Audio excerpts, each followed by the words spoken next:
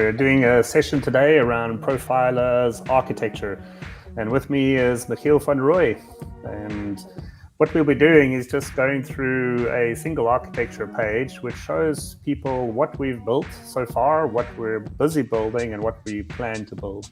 And also some of the partners that we'll be working with over time. So if there's any questions, please pop them up on any of the chat threads and we're willing to take them. Any challenges, please let us know. And we've got some funky tunes in the background, but I'll switch them off when the conversation gets serious. But thanks for attending, and we'll turn it off now and get into Michiel's introduction. Michiel, you want to just introduce yourself for any first-timers? Yeah. So hello, for those who don't know me, my name is Michiel van Rooij. I'm a Belgian intellectual property, technology, and privacy lawyer, and one of the 3 co-founders of Profila. Awesome. Michiel's also a serial entrepreneur, having exited from scooter startups, and he understands tech deeper than people think for a lawyer because of the IP side and because of his years of involvement in Profila. So I'm Sean Jensen, co-founder, CEO, and product guy at Profila. My background is in solution architecture. I spent many years in the telco industry, building some great projects, some failed projects. Very dangerous in the fact that I'm not an engineer, but I understand capabilities of technology very well. So for me, it was always exciting to embark on this journey to build something that lives up to the promise of being private, surveillance-free, and only using customer data or people's data that they insert into the platform, and challenging ourselves as a company to continuously improve our privacy-preserving practices. Over the years, we've had a lot of experimentation, thanks very much to the Catalyst community, to understand what Web3 capabilities there are from Cardano that we can implement into our platform. So what I'll do is just share a screen now, which will show you a 5-step journey that we're on and the 5 different areas of Profila that we're building. And I'll run through each of the components as to what technologies we're aiming to implement, what we have implemented, and also some which are just quite big challenges that we need to solve that we'll ask the community for help with. So while I'm doing that, Michiel will tell you something interesting about Profila. I threw that one on him, so there we go. There, I got you. No worries, we're up in time. Something interesting about Profila, and let's see if we can make this even bigger, actually, so that here we go, and we're at the bottom. I'll have to move that when we get to the next section. Now, something interesting about Profila is that we really started just on a piece of paper and sitting at CERN in Geneva and understanding, what are the requirements that people are looking for, what makes them feel safe, okay? Because a lot of perception is reality. So if the UI and the UX of a solution makes a person feel safe, that is first part of gaining adoption. But obviously you have to deliver behind the scenes to ensure that you have all of these capabilities in place. So I'd like to start where everyone starts, on the core of your identity, because nothing in a system like this can actually work if you're not identified as an individual on the platform. So we'll use the word people. Sometimes I slip out with user, but we use people or individuals as our terminology. For us, digital identity and self-sovereign identity was always a philosophy that we loved. I remember Sovereign actually starting here in Switzerland. I think it was 2016, 17 actually, and really seeing the hype around self-sovereign identity and what it could do for individuals, the power that it could give you. And we know that there's been some challenges in adoption over time and different standards, and I think the WC3 and all the organizations that have actually contributed towards making it a reality need to be applauded. But at Profila, we're looking at implementing a framework which suits our use case, first of all, but also ensures that an individual has that sovereignty over their digital ID, their identifiers, which are quite different, and also how they share data, number one. So to learn along this journey, we actually were one of the earlier teams investigating Atala Prism, and we worked for almost a year on and off with some of the Atala Prism earlier teams. I think in 2020, I think it was in 21, around what they were building, because the promise and the capabilities matched what we wanted, and that a person could capture data, put it into a wallet, and then safely share it with different organizations, and also add verified credentials. So the use case is simple, but the implementation sometimes takes a little bit longer, which we found some complications in delivering. And also the maturity of the framework has come a very long way. So finally, we actually implemented Atala Prism's latest framework just before the move to Ardentis. We used a partner company in South Africa called DidX, who have got specialized expertise not only in Atala Prism, but in also quite a few other digital identity frameworks. So we're quite proud of that. Our use case, though, for the Atala Prism framework is that each individual on the platform gets issued a digital identifier, and so does a brand. And then we're looking at how do we then allow them to attach verified credentials to that, and obviously a wallet. So we're very excited about the developments with Lace, because obviously Atala Prism is now evolved into Ardentis. And we've already got the PR in our systems ready to go to roll out Ardentis probably early in the next year to our platform.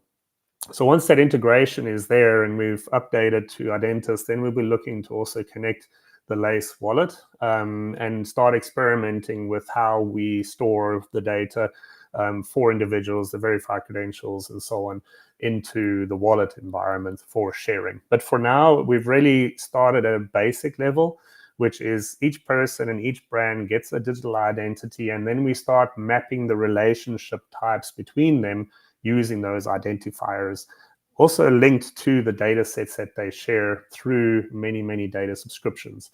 And I'll explain a little bit later why that's exciting for us, is that if you have a Genesis ID with different terminology, then that is your anchor ID in Profila. In the future, we see individuals spawning off thousands of sub-IDs, which represent different personas or different data sets themselves, so that we can even obfuscate more the Genesis ID. So a single relationship from a brand for a duration and period, accessing a single data set, could be linked to a new ID and even burned after that data subscription is up, so that we keep the obfuscation of the individual very robust. So I'm excited for that. It was something that I actually got the idea from a Polygon Labs video that I watched a couple of years ago, which really resonated with our use case, because we're dealing with a one-to-many scenario with one individual sharing data with many, many brands. But at the same time, we're dealing with a single brand dealing with many, many, many customers.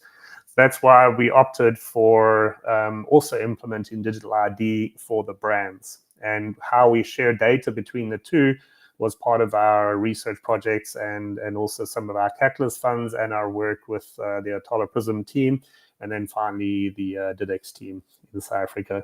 So I think we've got a good step forward in that journey, but I'm excited to see the evolution, of how Midnight brings us all together, okay? Because Charles has defined very nicely the value of Midnight, and it's almost a perfect fit for Profila. So once we heard about the announcement, we were very quickly, not in the first cohort of people accessing, but I've read all the documentation and we understand where it should fit in our roadmap. For me, though, being able to have a private chain where I've got all of my data stored, I'm not revealing any of that to the brands, and the mechanism works of connecting the wallet, connecting the digital identity, and having the private blockchain component available to us for data protection makes huge sense. So we will be on the program and lining up to start looking at implementing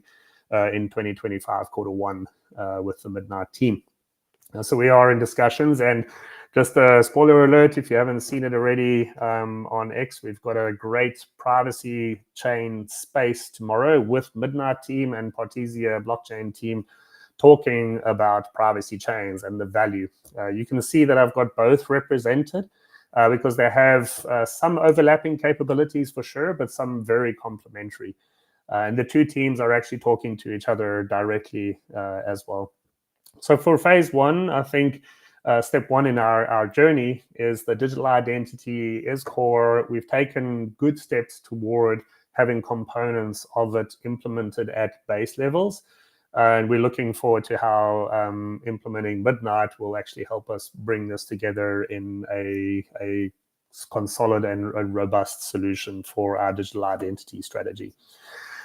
Going from there into step two. Okay, so step two is where a lot of the data processing happens. In Profila, we've also looked at a strategy of where is the data going to reside. Okay, we've always had the concept that you need to be in total control of the data. Now, control in a wallet could mean that some of the data is stored in a wallet, but over time, if I've got a huge amount of first-party data, medical records, and I'm starting to build up a vault of this personal data, where should it reside?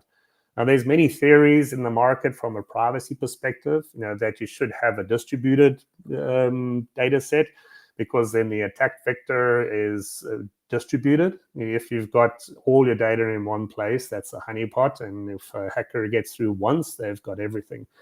That's why the strategy of actually leaving your data, with different service providers sometimes makes sense. Okay, but in a market where you do want to have ownership and control on the data layer, then you actually have to have physical control of the data. So Profila, we've built the UX UI as a Web 2 platform, and we've got infrastructure hosting in Switzerland.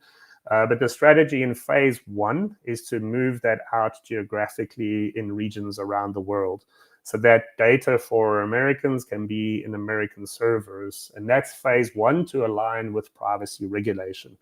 That also takes away a lot of complications on our platform of data transit. Because if we've got everything hosted in Switzerland and we've got people all around the world's data being moved into a central environment, that doesn't make sense. The next phase and our end target, as you can see, we're talking to Iagon, is to have decentralized or distributed storage. Okay, there's arguments over what's the right terminology, but distributed is if, from a brand's perspective, the data is in many, many different locations, and they have to see, how do I access that? Because in our use case, you as an individual hold and manage your data, and it could be anywhere. Okay, so we're trying to help brands to understand this new approach to accessing data. So we've had discussions with Iagon, and we're looking at their cold storage for now as a place where individuals can have an account through Profila and keep the raw basic data from the platform in that environment. Okay, so it's protected, and you will give you access through the Profila platform, but you can also have access yourself through your own account. What we would like to see, though, is a further step where if you want to have your Profila, which is your profile, and your data set on your own device, on your mobile phone, on your own hard drive at home, because you understand how to manage data, then we will let you do that in the future. That obviously brings complications as far as analytics, okay, from a brand side. Because if the data is not available, do we have the latest snapshot? Do we actually understand, what is sitting in there? What are your preferences today versus yesterday versus last month? That's why a lot of companies struggle, and they have to put data into these big data lakes and run mass analytics on it. We saw an evolution in the market with terms like confidential compute, which does make it safer for many companies to bundle their customer data and then run analytics privately on it. But those have still got into trouble, okay? And sometimes they just don't want to share data with each other. So it's not a foolproof solution. So we believe the most foolproof is that you've got a choice as to where your data sits. if you trust Profila and the infrastructure that we've put in place, then you can keep it in our hosting environments, which will be around the world. Or you can take the next level and create your own Igon account through Profila or put it onto your own device. That is our very firm roadmap. To do that, we've started implementing a data middleware, okay? Because anyone who's worked in a big data space, my background is also in telco, so we dealt with petabytes of data monthly. To be able to ingest and run ETL processes, extract, transforming, and loading data is complicated. Okay, so unless you have standards for how the data is brought into the platform and then sorted out and then shared, you run into complications. So there was a lovely project that we followed for about 5-6 years.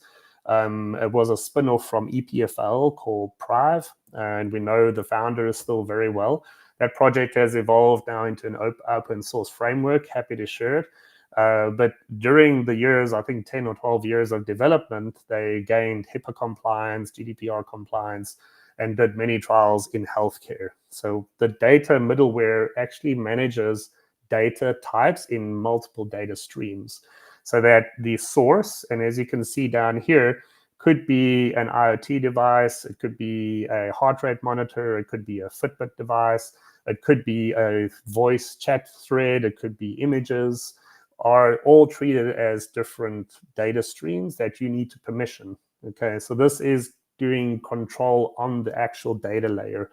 Whereas smart contracts and governance, a lot of the time, are giving you a governance layer. So what the data middleware does, and this platform that we're implementing, actually gives granular consent onto the data for read, write, access, copy from the platform itself. So once that's implemented, then we've gone the next step on control, okay, which is the individual would have to approve after the data subscription contract that we've designed, and I'll explain that later, is accepted, which gives the governance layer. Once that's accepted, then that permission will go down to this platform and give physical control to the brand, okay, to access that data dependent where it is. So I think that's it's quite a robust framework, and we're working, as I mentioned, with a team in the last 6 months. Actually was a project with a research team in Ghana, students that have just come out of university, actually evolved the platform for us to suit our use case. So we're busy looking at the databases that we use and the scalability, and also the decentralization, as I mentioned, because that middleware has to access the source data from multiple locations. So that, I think, is a huge project. It's probably only going to be implemented during 2025 in its fullest extent, as we gradually pass control of the raw data on Profila to individuals. So what we're excited about, that implementation's in progress. Discussions are in progress, but no implementation yet on Igon. We're looking at doing that in the next month or two to pass that through. An interesting point on connected devices, which made it super relevant for us and being able to bring that data in, is that there's a new act in Europe, which has been passed earlier this year, I think, or even late last year, some of it came out. And maybe, Michiel, you know more about it for the community, but the Connected Devices Act means that any device which is an IoT or type device that belongs to the individual, that data needs to be permissioned and consent given by the individual for companies to use it. So a scenario in the future is you get a Fitbit and you're getting all the analytics from Fitbit, but you will have to give consent to Fitbit to actually do that for you. We envisage a future where if you've got a smart device and you want another party to analyze it, not the party that you bought it from, you've got that right to steer the data to a different direction. So I don't know, Michiel, if you've got anything to add on the Connected Devices Act. Nope. I'll definitely check that. It's a good one. Lawyers can't know everything, and sometimes people think that. Linked to the GDPR and so on. And I think it's how they're trying to expand not the remit of GDPR, because some of that has become a little bit too control oriented. But it's diving deeper into the real source, control of data, which I love, and I I spoke to a friend in Zurich about this who's in the heating industry, not heating, but electricity monitoring. So even your electricity device at home on how much electricity you use, all that data is going off to either the utilities or other providers. But knowing when you're heating up and cooling your house and the temperature of it, you can make assumptions around how many people are home, when are they not home, so it's very personal and sensitive data. So all of that should, in an easy way, be under your control. And that's why we developed Profila in the first place, is how do you consent for your heating, IoT device at home to share the data with another party. Something interesting in this stack, which is all around our data management, okay, is our smart contract. So we're about to implement that finally. It took us a long time because we rewrote the thing. We started with Rust or Plutus, then Rust, and had fancy engineers on, and then we finally settled on Aiken. What that data subscription smart contract will do is a brand will request data types, whether it's personal, psychographic data, and then send that request to you. Once the person accepts, and that comes with a commercial offer as well, the company can decide the value of your data. Once that smart contract is initiated and the first customer accepts, then the smart contract kicks off. What that contract does then for every individual is it starts the counter for the time that they accepted and the amount of cash that they're set to accrue over the duration of the contract. Because we pay people out every month based on that contract in the Zeek token into their wallet. We receive dollars or fiat currency from the brand. We purchase Zeek from the market, and then the contract will actually execute the payments to the individuals for the data that they've shared. And that will actually be represented as an NFT in your wallet for the duration of the contract. And at the end of the contract, the NFT is burned. So it's a very useful construct for us now. But I am excited too on how this could evolve even in Midnight, looking at better layers of data protection linked to the actual smart contract process. Last point in box 2, which is all around data, is in Profila, we have a self-assessment strategy. So surveys are normally built by brands to serve their purpose. Luke in our team has spent a lot of time, and we've done research on how to ask better questions through surveys. But there is a cool technology with Protesia, and you can see we're using them throughout the platform, called multi-party computation. And that's what we'll be discussing more in tomorrow night's X Space, talking about privacy chains with Midnight and with Protesia. Michiel's got to drop off any minute, so we'll say goodbye to him when he goes. And for surveys especially, if you can imagine I'm a brand, or even as Profila, we're asking millions of people, because the platform has been scaled to built to scale to millions and millions of consumers and tens of thousands of brands. So let's assume you're trying to get data from 1 million consumers through a survey, okay, and you're trying to do that in a privacy-preserving way. Current platforms like Typeform, and we're using them in the interim, actually just place identifiers to anonymize the data. But the answers, if it was captured by someone, could still be very revealing. So through multi-party computation, Protesia have a great solution to be able to protect the data of the individual for any type of survey. So we'll definitely be looking at how we implement that. And their use case works for us because it's many queries into many data sets offering many results. Okay, so it's a difference between MPC and zero-knowledge proofs, which we'll discuss again in more detail tomorrow night in the space, is that zero-knowledge proof is very scalable in single use cases, proving 1 point. So it's, are you over 18? Yes, I am, or not. It's a yes-no answer. Whereas MPC can run multiple queries on multiple data sets and give you multiple results without sacrificing any data at all. So that's a super exciting one. And Michiel, before you go, the last little box in the left corner here is it's a bit of a quiet project for us, but we'll be talking a lot more about it in 2025. Michiel, talk a little bit about the privacy knowledge base that we built with the University of Lucerne, the AI project that we've been running, funded by the Swiss government. And then I'll explain after you how we're going to use this research and implementation in Profila.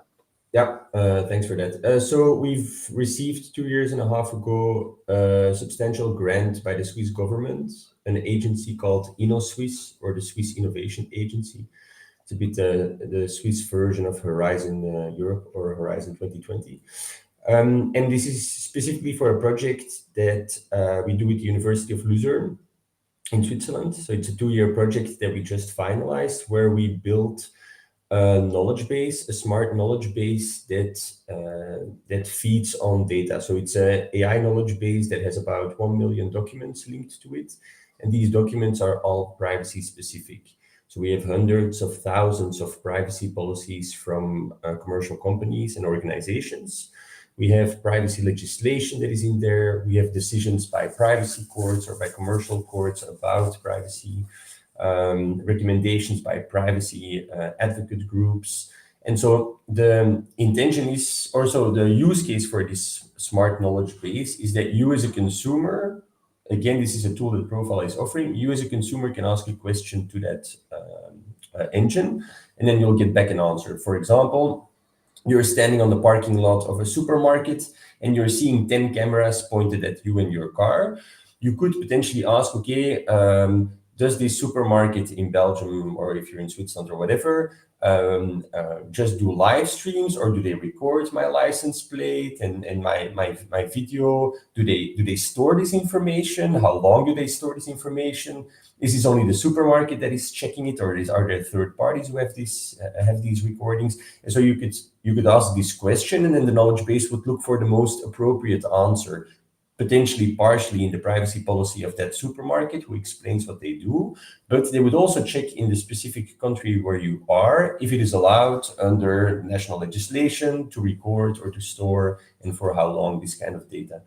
The knowledge base itself was fed on hundreds of thousands of privacy documents, but we could completely copy that and do that on other kinds of documents as well.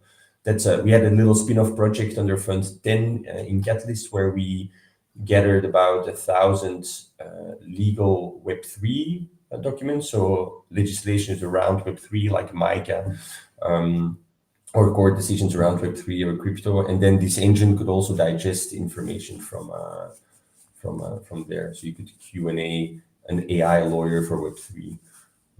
Awesome. Yep. Thanks, Michiel. So yeah, this is a bit of a dark horse for Profila. The reason I see massive value in the research was we went in to solve for asking privacy questions simpler.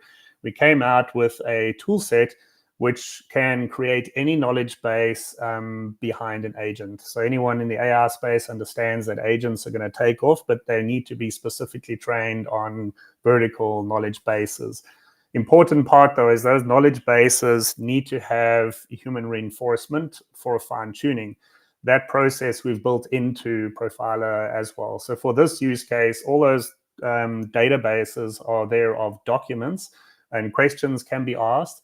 And where we use an LLM is unique, I think, is that it actually helps construct a better question, okay? Because we didn't use the LLM in the answers on a factual data set, because sometimes it can make up its own mind. Over time, I think we'll solve for that. But the research the professors did was actually a new semantic search style or tool set to be able to yield better, more accurate factual results from the data. So we see that as being very scalable. As Michiel said, we did it for privacy. We've done it for crypto law in a test case. In Profila, I see this sitting behind even your own Profila. So imagine in the future, over a couple of years, you've built a big knowledge base of data about you. And remember, data can be videos, can be images, can be documents. And then over time, you've got your own knowledge base. You are the human reinforcing it and saying, yes, is this an accurate representation of you when a brand asks a question? Saying, do you like X or Y product? Or, are you a target customer for these types of services? Or, in the last 4 years have you had a medical condition.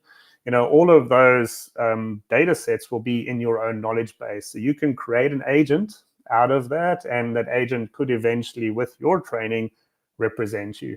So I think it's early days for for that, but we've got great IP in the company now, funded by Swiss government, for our own AI knowledge-based tool set. Just for a summary on that, I think it's going to be super powerful in how people scale using and sharing data. I coined the phrase, I don't know if anyone else has, but it's talking to your data in the future, training your data, because a lot of the time we'll allow you in future to import first-party data. And sometimes the first-party data that you bring in is not an accurate representation of you. So let's say you import your Facebook feed or your latest search history. We'll help you extract the insights from that data only. But let's say that it's got a totally wrong opinion of you. Then you will do the human reinforcement of your own knowledge base to say, no, that's not correct. This is what I like to do, or this is how I am as a person. So I think from step 2, it's probably the heart of Profila, is how we firstly help you manage your data, where we help you keep your data safe, and then most importantly, how we keep ourselves as Profila incorruptible, also through the access mechanisms. The first is on the governance layer through the smart contracts, and the second is on the actual data layer, where Profila in the future, the way we're designing, we'll even have to ask for permission to do analytics, on how many times have you logged in. That data set has to be made available to us through the same consent mechanism. Okay, so that we can't somehow be corrupted into trying to take and mine data without full permission and consent. That's been the problem, I think, with a lot of organizations in the past, is they haven't built a system truly to be belonging to the individual. They've always built systems that have had a mindset of, well, that's my data. It's not. Okay, and our principle from day one, this is your data. And we need to make sure that we, as a company, cannot be corrupted by the fact that we're helping you manage your data.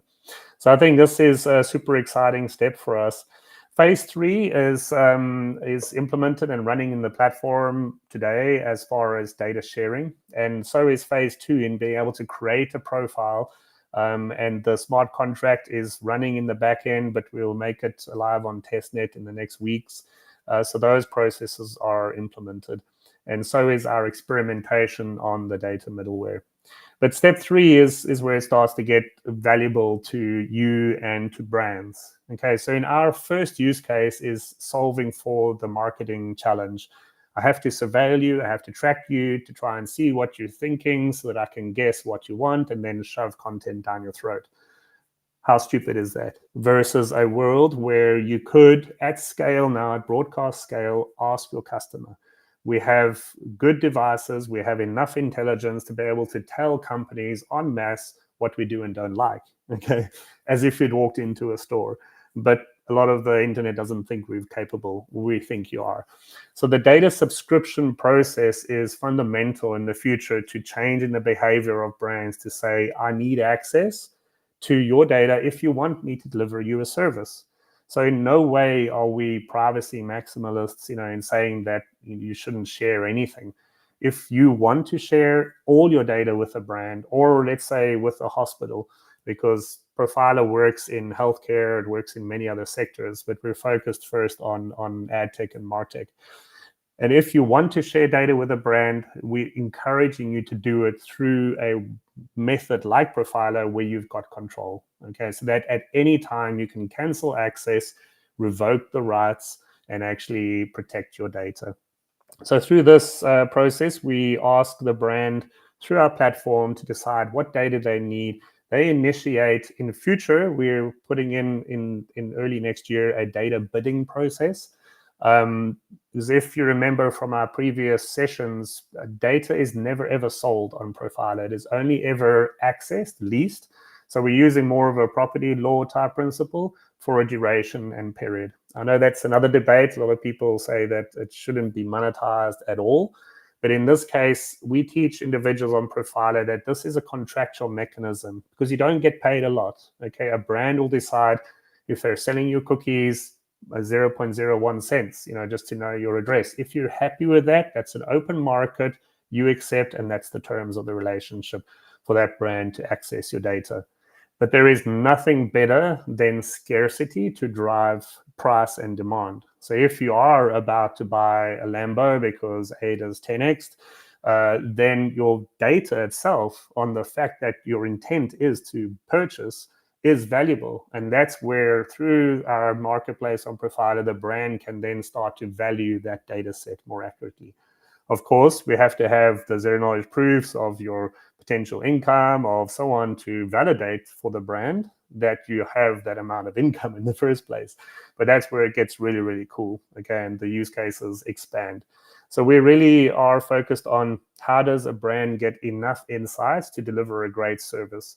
Because Profila too is not an acquisition platform. This is where we ask brands to take you if you're interested in a relationship with them. And that's why they need to access some sort of data about you, because you've declared interest in them. How we protect you is through multi-party computation. And this is where the use case really sings with Partisia. Because we have, as I said, many brands, but also in a single brand, they've got many campaigns and many different customer segments. So you might have different age groups and different targets and different campaigns. So there's lots and lots of different lists that can be created in Profila. Those lists are dynamic. So as you decide to take your data in and out, then the list will increase or decrease for that brand's target segment. But to get that insight, they need to be continuously checking with your data set to say, is what I have to offer still relevant to you? And to do that, we will be running MPC from Partisia.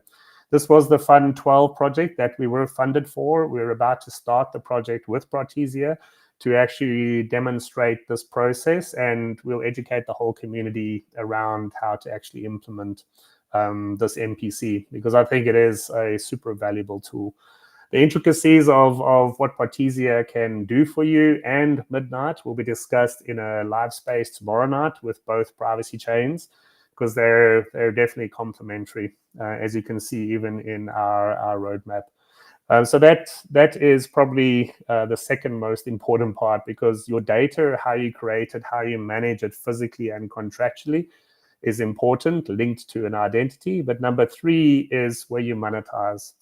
So on Profila, as a reminder too, the second you accept that smart contract or that data subscription, as we call it, then you start accruing payments from the brand. It will be cents on the dollar, or in some cases it might be more, depending on your value to the brand.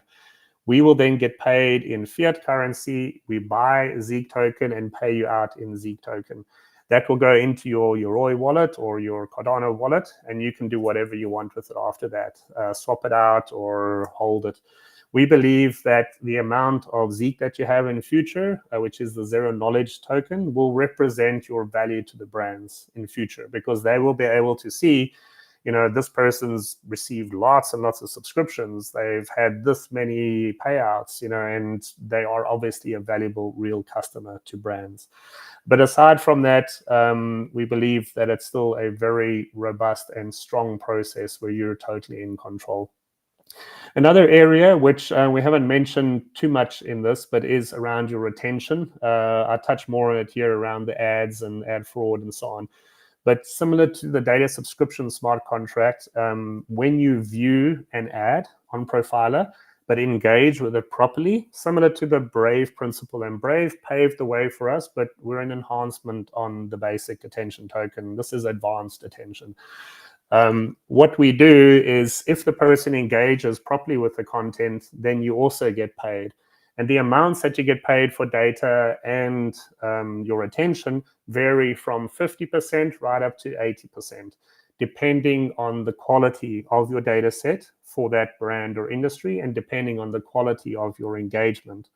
Because we also want to look after the brand's spend. They spend way too much money on just spray and pray advertising on the open internet. In Profila, we've got a North Star, and anyone who's listening who's in marketing will know that a click-through rate is very low in the industry. And We want to get the 2 to 3% that people are sometimes satisfied with, up to 100% of click-through and engagement with content. Only time we will ever nudge you on the platform is to ask you, you didn't look at that piece of content, you just scroll past it, and it may expire.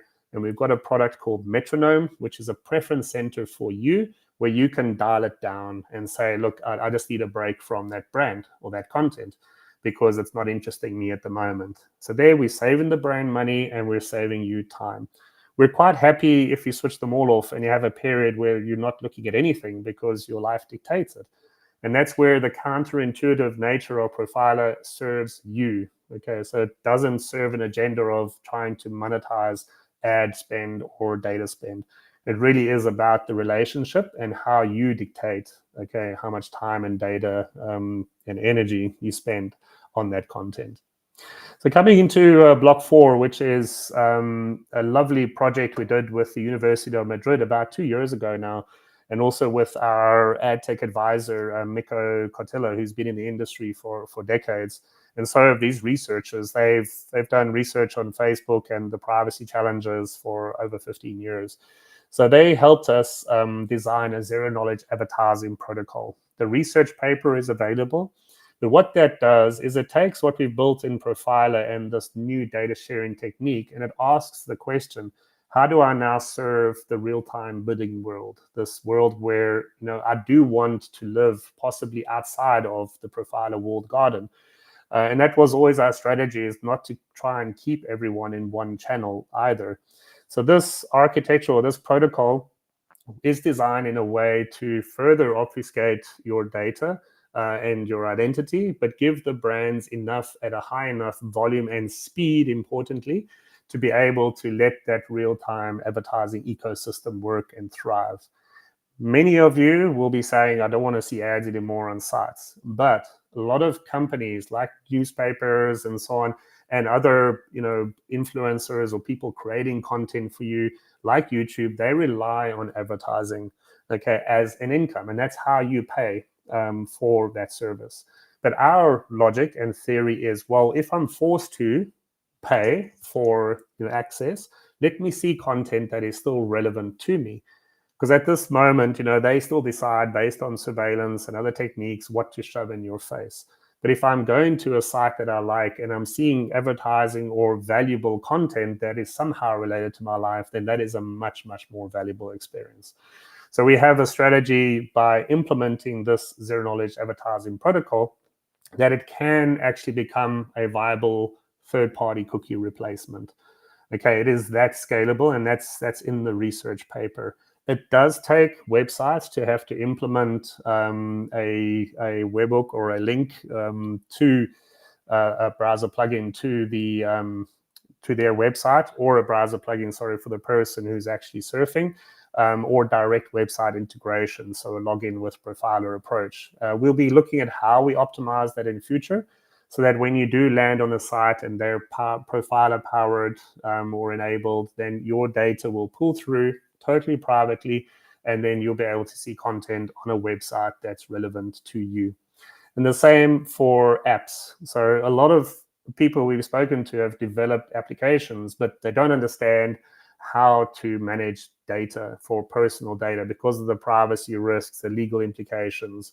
So we will be developing an SDK. It was also a base part of the design to allow apps to get access to your Profila. So imagine you create an app for a game, and then you need a small profile section. You need a few insights about the person.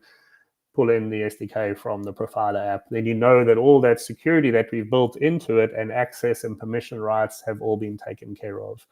So this is a way in probably year 2, 3, and 4 that we will be scaling Profila to really become pervasive across the web and internet experiences through apps and the like. In here too, I've put Midnight and Partisia because there's a lot of different techniques we can use to further obfuscate your IP address. Okay, the problem with a lot of ad serving is that it comes from a server to a device, and they can still trace you and start tracking your user behavior across multiple devices. That's advanced technology that Google has. so that they know you own 3 or 4 devices because of your accounts you've logged in, or their beacons and whatever it is. So we're trying to find ways to circumnavigate that too. Okay, we even explored new peer-to-peer models where the ad can bounce around a bit and then be delivered. But then we suffer with the latency issue because you need the sub half second latency to be able to serve ads. So we're looking at ways of how do we use privacy preserving techniques to be able to serve ads in a high volume broadcast scale. So that's another, like our AI project, this is another super exciting longer term slow burn project for Profila. But that will add massive value to the individual and the whole internet economy in the future. And finally, it comes down to the blockchains. So we've always had a vision of private public. So when Charles and the Midnight team came along with that, we were also super excited because you do need to process sidechain private stuff.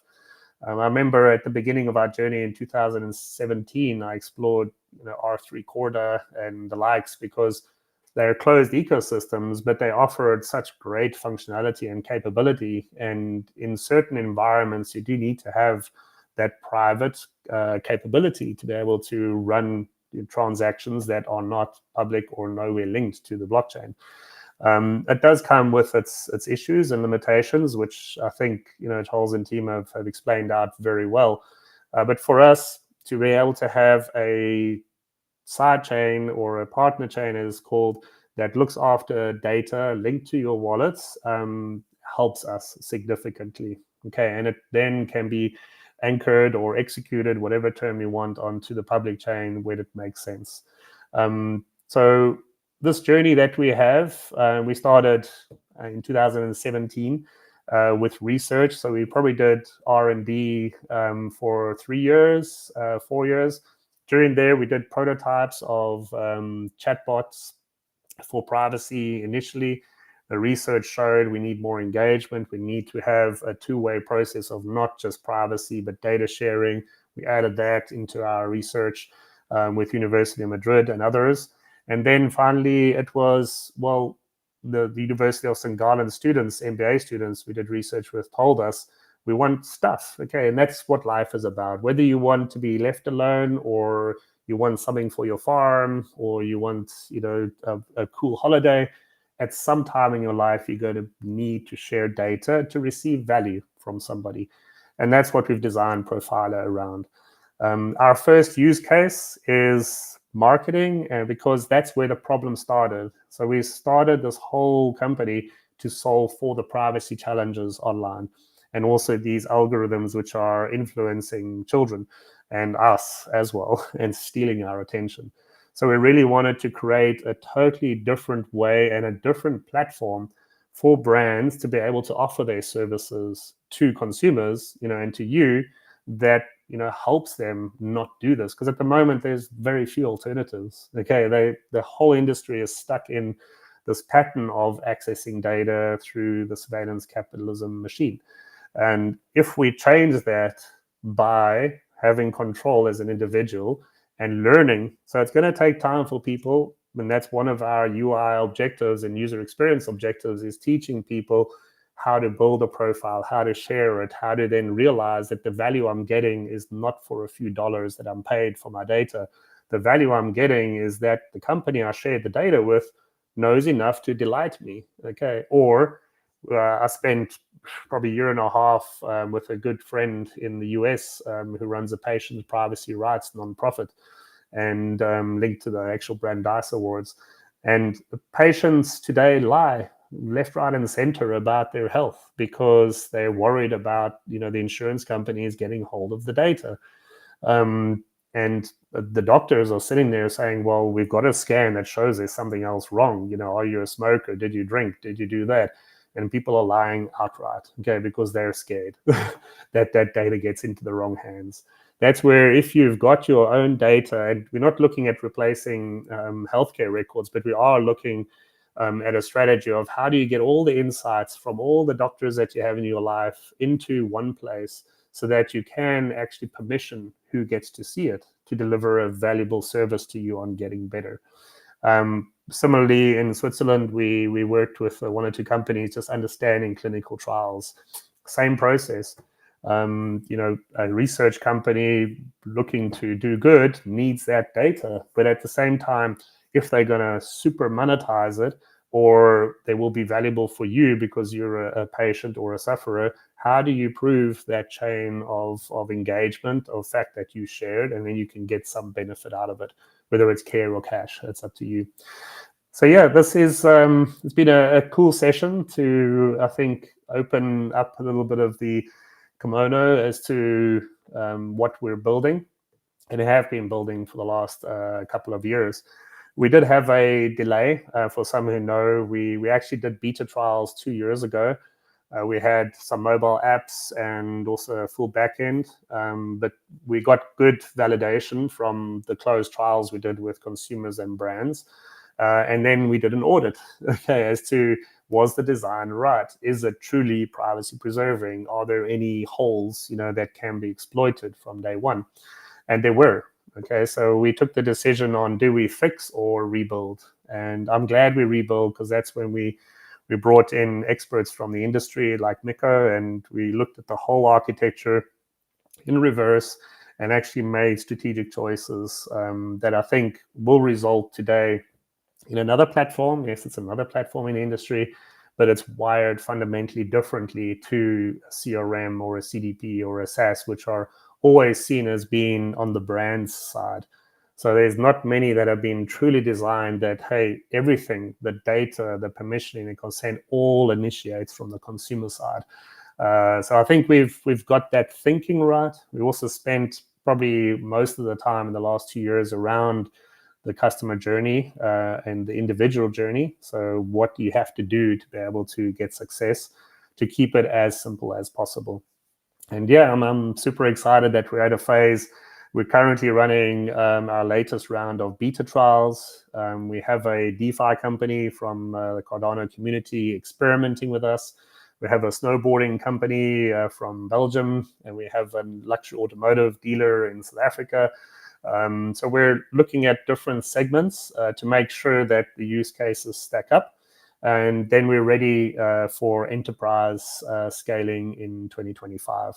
And our agenda for 2025 is to start generating full campaign revenue on the platform through these processes. So people will start getting paid out a lot more than our beautiful browser friends, okay, depending on obviously how many brands we bring. A final point on that, which isn't linked to the overall architecture, but it's important for adoption. Our business model is twofold. It's B2B to C. So we're going to brands mainly, and over the last years, we've spoken to 50 or 100 top companies around the world, and spoken to the CMOs, their data officers, understanding their business. So we don't have any barrier to entry as far as SaaS licensing models. It's all on more of a marketing term called land and expand. So you can invite one customer to Profila, or you can invite 100,000. We've had companies said they're willing to experiment with 300, 400,000 people, to invite them and say a few key things, though, is in the messaging is important. So we ask brands to say, come to this new platform, which is built for you, and you then tell us how you want us to serve you. Okay, so it is a leap of faith, because some companies like to hug their servers and own all of their data. They don't want you to be that empowered. But there are a lot of brands that are starting to realize that holding on to old stagnant data, which is out of date, is a cost. It's a privacy risk. But at the same time, it's possibly not even my true customer. There was examples of brands with 13 million, 15 million customers in a CRM, but only 2 or 3 million are active. The rest are totally dormant. So phase one, invite your customers onto Profila. The ones that convert and actually set up a profile and then connect to your brand, which will already be set up on Profila, and start sharing data with you, those are your best customers. Okay, that's why a lot of brands are seeing us as a revolution in attention and loyalty. Because if a customer has taken the effort to say, I like you, but I want to deal with you on my terms, and I'll share data with you, then for sure this is not just a normal customer. It's someone who's ready to build a relationship. So for us, we prefer to have lower numbers from the brands initially and see that the engagement drives up. So the content engagement, the sharing, and that value is achieved. Then we have a mechanism in the platform where you as an individual, if you've been invited by a brand or you came on by yourself, can actually vote for brands to come to Profila. That we use as our pipeline. So if you voted for Cardano Foundation, which I voted for, or Nike, then we will use that with our direct sales team to actually go to those brands and say, come and try it out with one customer. It will cost you $1 in marketing just to send through something and to see how the engagement works. And then it can scale, okay? Because as a person likes it, they vote for brands. As the brand sees, I've got some interesting customers here, they will invite more customers. And that's how we believe a dual flywheel effect will help us get the mass adoption that we believe will come to Profila. So for those who've been watching for the past hour, I thank you very much for your attention. We're always available to take questions because I think a lot of people know Profila because we've been in the ecosystem for several years. We're on our 12th Catalyst Fund, so we've definitely got the knowledge in-house on what we're building. But maybe they haven't understood how it all ties together behind just the front end. The front end is important, but what goes on in the engine to prove privacy, to prove sovereignty, to eventually get to a path where we can change the whole internet and be over here a replacement to the third-party cookie. I think many people might not have realized the extent of the size of the project that Profila is. So yeah, hoping to win you over and get you on Team Profila, create an account. It's available now at app.profila.com. It is still in beta phase, closed trials, so you may have some issues as we're rolling out actually the Web3 integrations in the next weeks, ready for January enterprise run. Okay, so thank you all and have a fantastic rest of the day. We'll speak to you again soon on the Profila Live Spaces. But remember, tomorrow night is an X audio space with Midnight Team, Profila, and Partisia, talking everything privacy chains and partner chains. So don't miss that one. Speak to you soon. Bye.